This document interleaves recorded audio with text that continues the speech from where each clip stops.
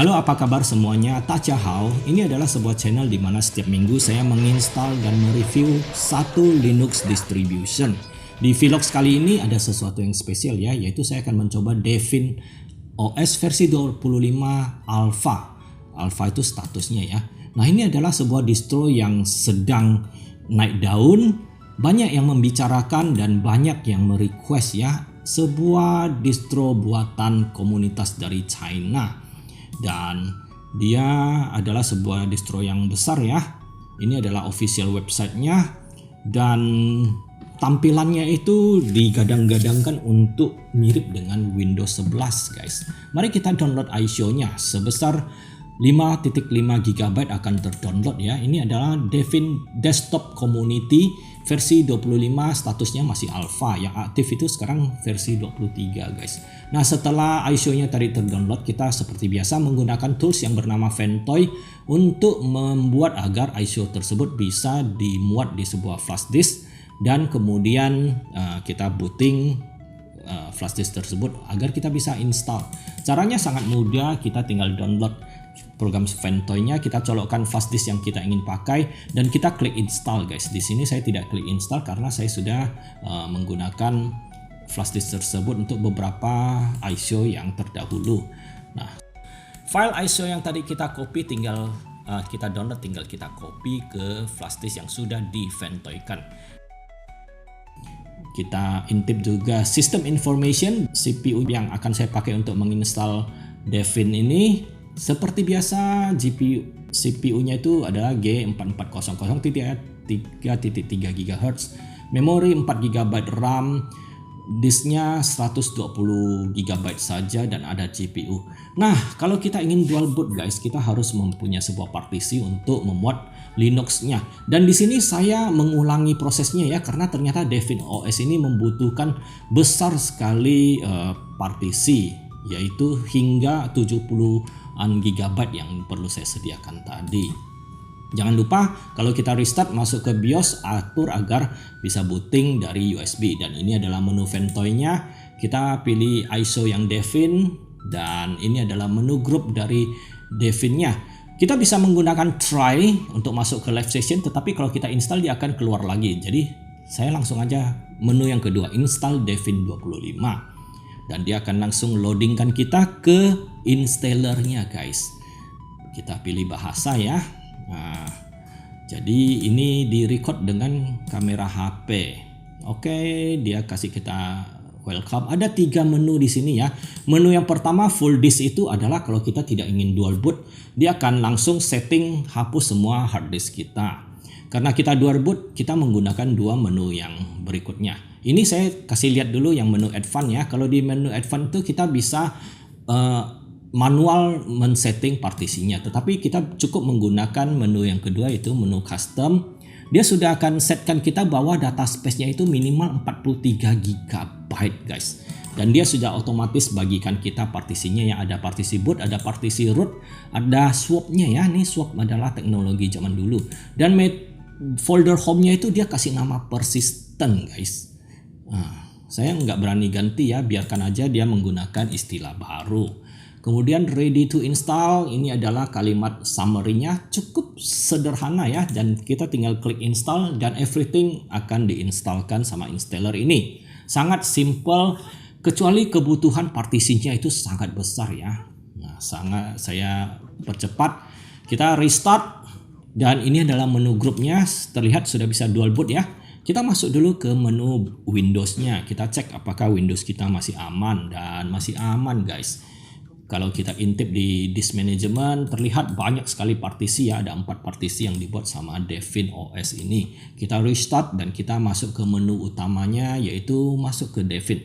Di sini setelah install dia baru suruh kita create account ya. Langkahnya agak terbalik. Biasanya create account dulu baru install. System setting, language, keyboard, time zone, kita pilih yang Jakarta. Region, di sini saya menggunakan region Singapura ya, berbahasa Inggris yang paling dekat dengan Indonesia. Karena saya lebih familiar dengan format yang berbahasa Inggris guys. Ini adalah login menunya dan tinggal kita masukkan password tadi, tetapi tidak ada pilihan mindahkan dari sesi X11 ke Wayland ya. Tetapi ini adalah sesi X11. Nah, kita sudah landing di Devin OS 25. Ini adalah desktop environment-nya bernama DDE guys. Dan dia sudah mempunyai screen recorder built-in. Jadi saya nggak perlu menginstal simple screen recorder, saya tidak perlu menginstal GPU screen recorder. Asik sekali. Dan tampilannya memang betul-betul keren ya, elegan, mirip dengan Windows 11. Bahkan sistem settingnya itu dia juga menggunakan istilah control panel guys.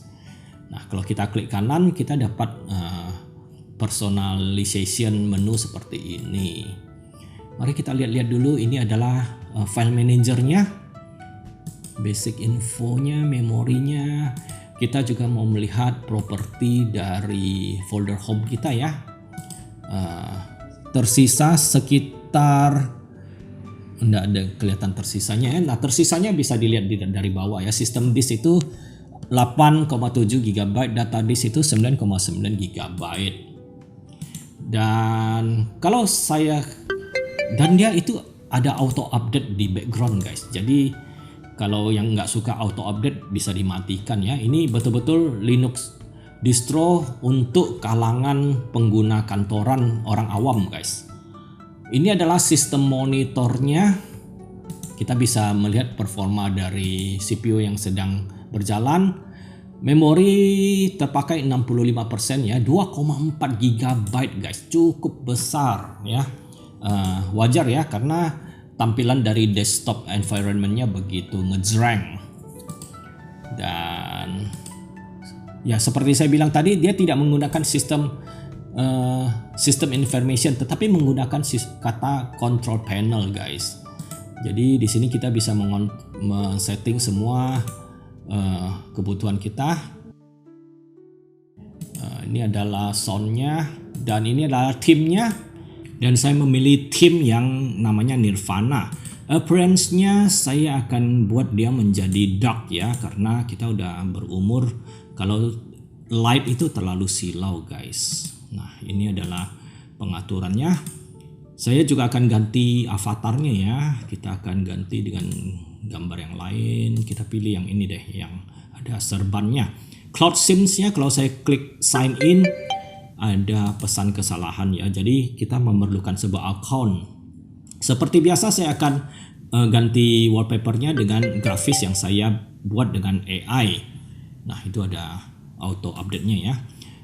AI generator saya itu namanya Votor ya. Linknya ada di deskripsi. Kita akan mengetes audionya dan memutar MP3 berjalan dengan mulus ya. Jadi saya sudah set port dari audionya diarahkan ke HDMI karena ini saya colokkan ke sebuah televisi melalui HDMI. Kalau kita klik Devin Home, ini adalah home kita. Biasa kalau pengguna kantoran sangat memerlukan ini ya, tapi kalau kita orang Linux biasa nggak main home-homean begitu. Nah, yang menarik di sini di terminal itu kalau kita shortcutnya Ctrl Shift Scroll itu mengatur transparansi guys, asik sekali ya.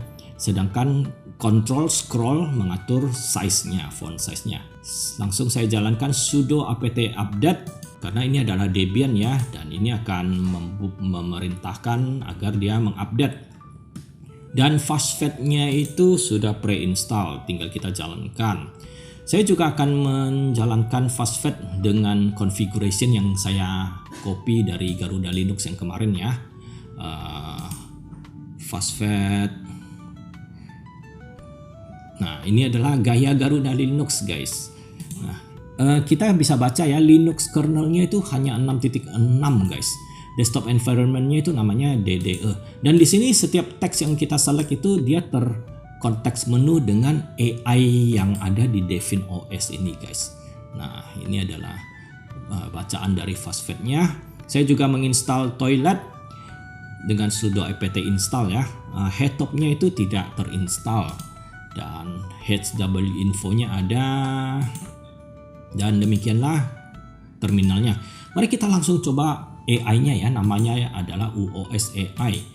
Kita dikasih free trial account. trial account-nya aja free ya guys ya. Mari kita akan bertanya hal-hal yang klise ya. What is the best Linux distribution? Jawabannya adalah yang pertama itu adalah Ubuntu guys. Yang kedua itu adalah Linux Mint, ketiga Fedora, dan empat Debian. Yang kelima itu Manjaro guys. Sebuah list yang cukup menarik ya. Kenapa ada Manjaro di situ? Kita juga akan tanya tentang diri dia sendiri ya. What is Devin strength and weakness? Nah, dia terangkan, tetapi pertama dia gunakan bahasa Mandarin ya. Kita suruh translate ke bahasa Indonesia. Kekuatannya adalah antarmuka yang indah, mudah digunakan, stabilitas kinerja yang baik, ekosistem perangkat lunak yang lengkap, menghormati privasi pengguna, dukungan komunitas, dukungan platform CPU. Kelemahannya game permainan terbatas guys. Beberapa perangkat lunak Windows tidak ada, dan yang satunya lagi ya. Kalau kita klik kanan di panelnya, kita dapat menu ini guys. Jadi asik juga ya. Zaman now Linux distribution sudah menginkludkan AI di paket mereka, dan Debian OS ini menggunakan UOS AI yang tadi. Kita juga akan mengetes Office-nya ya. Saya tadi ada lihat kayaknya itu WPS ada di sini, tetapi kita pakai yang LibreOffice saja. Nah, kita akan langsung coba LibreOffice Call. Ini adalah Microsoft Excel-nya Linux guys. Sudah sering saya coba, dan kita bisa meng-loading file Excel di Linux. Jadi komputer yang sudah kita install Linux tetap bisa bekerja menggunakan Office yang ada di Windows. Sehingga kalau kita menginstal Linux, kita tetap bisa membuat komputer low spec kita produktif dengan paket LibreOffice ini. Ini adalah LibreOffice Impress guys. Ini adalah PowerPoint-nya di Linux. Kita bisa membuat presentasi di sini, meloading file PowerPoint.ppt yang ada di Windows. Dan bagi marketing bisa presentasi ke klien. Bagi guru bisa presentasi materi pelajarannya, sehingga komputer low spec yang kita install Linux itu akan tetap bisa produktif. Ini adalah LibreOffice Impress, berjalan dengan baik juga di Debian OS ini. Selalu saya coba paket-paket Office di Linux distribution yang saya review. Kalau kita ingin menambah application lagi, ini adalah App Store, semacam Play Store-nya di Linux ya. Saya mencoba menginstal Cat Assistant tetapi fail to install guys. Dan yang lain LibreOffice waktu saya install juga fail to install. Ini adalah dua program Cat yang ada di Linux. Sehingga saya menggunakan program Cat yang lain ya. Ini namanya BreezeCAD. Cat ini adalah sebuah produk grafis untuk para arsitek, para drafter menggambar rumah segala macam ya. Kita bisa masuk ke websitenya di Breezesys dan mendownload BreezeCAD ini. Dia bisa berjalan di Linux guys. Jadi di Linux itu sangat susah mencari program yang bisa membaca file AutoCAD secara benar-benar. Dan BreezeCAD ini adalah mungkin satu-satunya ya yang bisa running di Linux dan membaca AutoCAD dengan baik. Hanya saja di sini font saya itu tidak terloading guys. Padahal saya sering menggunakan BreezeCAD ini di Ubuntu Studio, di Fedora, dan di distro lain itu berjalan dengan baik. Tetapi di sini kok tidak berjalan dengan baik gitu loh. Tidak lengkap. Fontnya itu tidak terloading ya. Nah, tetapi semua line-nya, semua layout-nya, semua gambarnya itu terloading dengan baik. BreezeCAD ini tidak gratis guys ya, jadi berbayar, dan ini adalah versi trialnya. Dan alternatif menggunakan AutoCAD di Linux adalah program ini, BreezeCAD. Dia bisa membaca AutoCAD dengan baik. Oke, mari kita berpindah ke testing yang berikutnya. Waktu di App Store tadi saya juga mencari game-gamean ya, gamesnya ya. Yang paling menarik perhatian mata itu adalah Cloud Genshin guys. Apakah ini? Apakah Genshin Impact versi Cloud ini bisa berjalan di Linux? Mari kita coba ya. Saya install. Jadi Genshin Impact ini adalah MMORPG yang speknya sangat tinggi ya. Kalau kita install full bisa seratusan gigabyte. Jadi dia ada versi cloud-nya, jadi berjalan di cloud. Nah, ini adalah client yang tadi kita install. Hanya saja pada waktu saya memasukkan akun saya ya, menggunakan email saya. Dia ada di menu yang kedua. Waktu saya memasukin akun saya, itu katanya itu akunnya itu tidak ada. Padahal akunnya itu ada, guys. Saya sudah mencoba dengan versi email dan versi username, tapi saya tidak punya yang versi nomor telepon karena menggunakan nomor telepon China, guys. Nah, ini adalah akun saya ya, Genshin Impact saya sering main di Windows. Nah, ini adalah rekaman di Windows, saya rekam dan saya putar dengan movie player di Devin OS ini.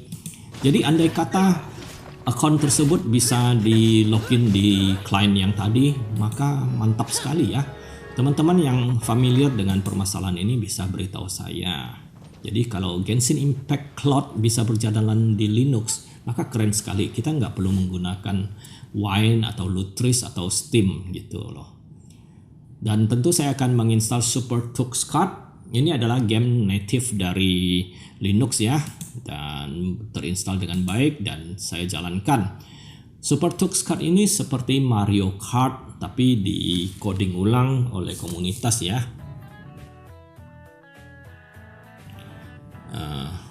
Gamenya free, ini adalah settingan grafisnya.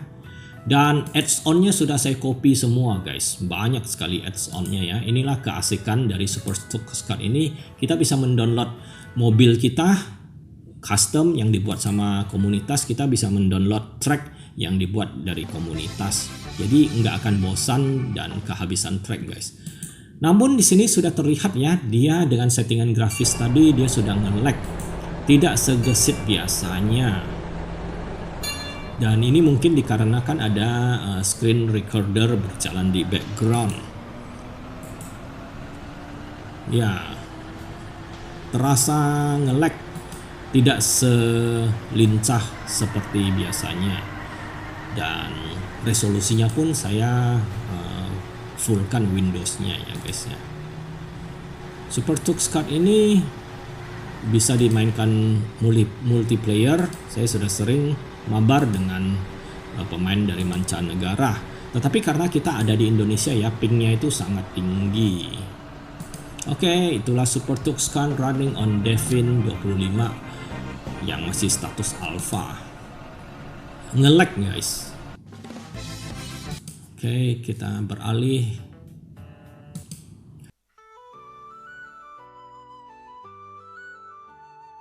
Saya juga ada menginstal Wine, mencoba menginstal Wine ya, menggunakan sudo apt install Wine, tetapi katanya Wine-nya itu tidak ditemukan. Pada waktu saya menggunakan App Store, di sana ada beberapa pilihan. Saya pilih salah satu namanya Wines Up. Setelah terinstall, waktu saya jalankan itu tidak ada respon, guys. Tidak terjadi apa-apa. Saya jalankan di terminal juga tidak bisa. Mungkin ada banyak aplikasi yang di App Store itu yang nggak berjalan, guys ya. Dan mungkin Devin-nya sendiri tidak mau effort untuk menjalankan program Windows di Devin OS ini, sehingga Wine itu luput dari perhatian mereka. Dan tentu saya mencoba PCSX2. Ini adalah emulator PlayStation 2, guys. Settingan grafiksnya adalah seperti demikian. Ada Saturn, renderingnya internal resolutionnya itu 1.75. Anisotropicnya 2 kali dan widescreen. Saya menjalankan sebuah game yang namanya Pucingkai Source Master ya. Ini game tahun 2004. Sesuai dengan tema operating system kita yang berasal dari Oriental, saya memainkan game yang fighting Oriental juga, guys. Ini seperti Dynasty Warrior ya. Genrenya itu adalah action RPG. Saya bayangkan di tahun 2004 ini game ini pasti keren banget karena asik ya. Sepertinya ini gampang dan action banget. Waduh, mirip Dynasty Warrior ini. Oke. Performanya walaupun ada nge-lag sedikit ya, tapi sudah oke. Nah, ini ada saya percepat videonya. Kalau saya menjalankan Gran Turismo pasti sudah nge-lag parah. Jadi game ini sedikit lebih ringan daripada game racing. Puchinkai Swordsmaster PlayStation 2 running on PCSX2, Devin OS 4GB RAM, 4GB RAM only. Dan overall ya guys ya, Devin ini sangat cantik, sangat menggiurkan ya. Kalau kita meyakinkan orang untuk pindah ke Linux dengan tampilan seperti ini, mungkin dia akan terimpress. Hanya banyak program yang aneh-aneh ya, kayak tadi itu program Electron saya tidak tahu untuk apa. Ini adalah browsernya, browser dan beberapa jargon yang ada di websitenya. Saya cukup setuju ya. Ini adalah information dari DistroWatch. Devin ini kalau di bahasa Mandarin ya namanya adalah Sentu, Cao Zuo Situng. Sentu itu artinya dalam, sedangkan kalimat terakhirnya itu adalah operating system. Ini adalah historical Linux. Saya sudah men-set channel Saweria juga guys, bisa yang berkenan men-sawer. Lalu lagi nonton historical Linux, please subscribe, sudah banyak sekali video installation dan review di Linux distro yang saya upload. Semata-mata biar saya ada kenang-kenangan, saya bisa mereview ulang dan menonton kembali kalau saya lupa bagaimana cara. Ya, please subscribe ya. Ini adalah Instagramnya juga. Dan dia menggunakan search engine Google guys. Jadi nggak seperti Rosa Linux kemarin yang ogah menggunakan Google dan menggunakan Yandex. Tetapi di Devin ini dia memakai Google guys. Salah satu yang saya juga suka adalah tampilan dari file manajernya ya, cantik banget ya, icon-iconnya. Kalau kita kontrol dan scroll dia bisa perbesar perkecil. Demikianlah ya 20-an menit mencoba menginstal dan mereview Devin OS versi 25 tapi yang statusnya masih alpha. Ini adalah sebuah distro yang sangat manja, membutuhkan spek tinggi, membutuhkan sekitar 70-an GB partition dan tidak diperuntukkan untuk low spec ya. Desktop environment-nya DDE, tampilannya sangat maksimal, berusaha menyaingi Windows 11, tetapi banyak hal-hal detail kecil yang masih kaku dan kelewatan sama developernya. Saya sudah menggunakan ini 2-3 hari dan cukup merasa terganggu dengan bug-bug kecil-kecilannya. Teman-teman bisa mencoba, ini adalah Rising Dragon Linux distro yang di kemudian hari mungkin akan semakin bagus dan menjadi mainstream guys. Thanks for watching, see you again on next video.